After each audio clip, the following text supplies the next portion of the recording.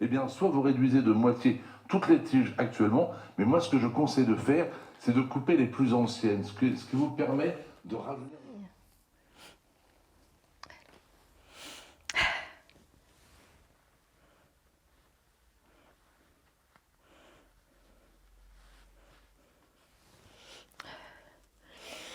Quatre.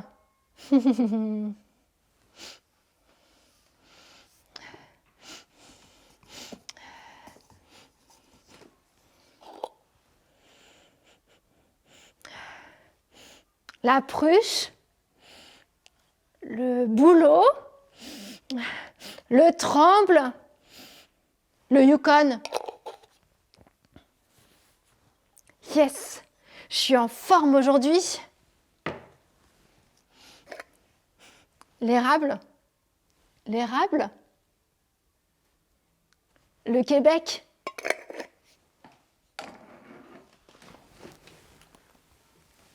Je l'évoque tout le temps. Je dis, ouais, ma mère, elle est en Colombie-Britannique comme une fierté, quoi. Elle est quand même, ça veut dire qu'il y a des membres, des gens de la famille qui sont partis, qui ont fait pris le risque du voyage, qu'ils avaient des rêves aussi, ils avaient des envies d'aventure.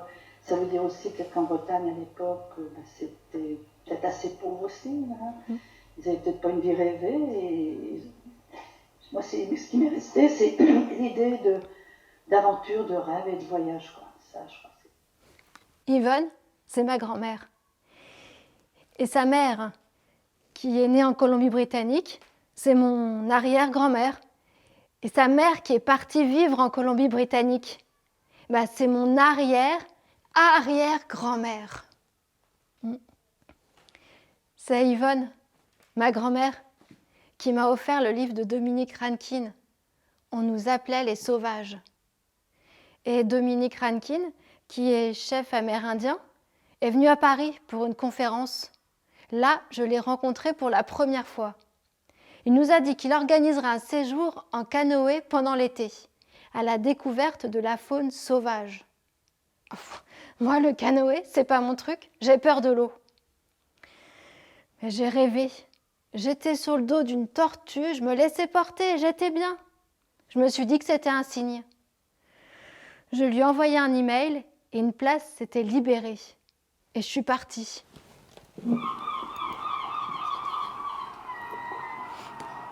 Voguer les mouettes, la radio qui vous parle d'amour avec des plumes autour. Rose à l'antenne, en direct de Val-des-Lacs, à côté de Montréal. Je viens d'arriver chez Dominique Rankine. Dominique, merci beaucoup de m'accueillir chez vous et de me permettre de vivre cette fabuleuse aventure à vos côtés. J'entame avec vous le début d'un grand reportage. Ici, on vous appelle Chomis, ça veut dire grand-père en algonquin. Le 14 juillet. Départ pour l'Abitibi. Nous roulons 8 heures jusqu'à la rivière des Outaouais.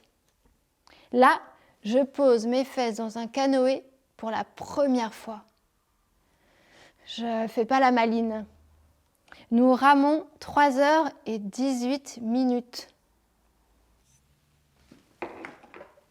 Ce soir-là, Chomis nous apprend à préparer son plat préféré, la recette du chef, le Big Mac. Et oui, le Big Mac, je ne mange pas de gluten, mais ce soir-là, il n'y a rien d'autre. Alors, je le mange, mon Big Mac. Le Big Mac, la recette du chef, oui. Au commencement, il n'y avait que les Indiens. Des Indiens Micmac, en grand nombre.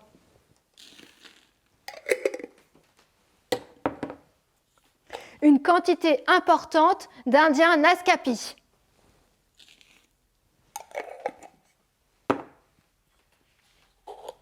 Des Indiens Cris, en quantité multiple. Et une multitude d'Indiens Anishinaabe. À qui? La terre en algonquin, ma terre.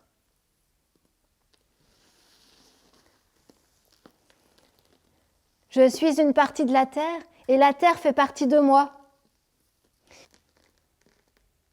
Au commencement, il n'y avait que les Indiens.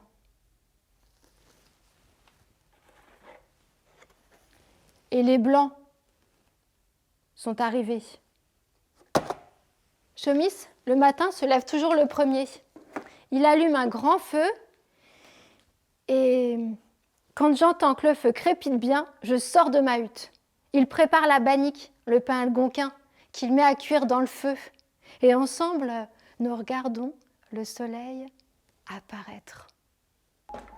Maman, c'est toi, la plus belle du monde. Aucune autre à la ronde n'est plus jolie.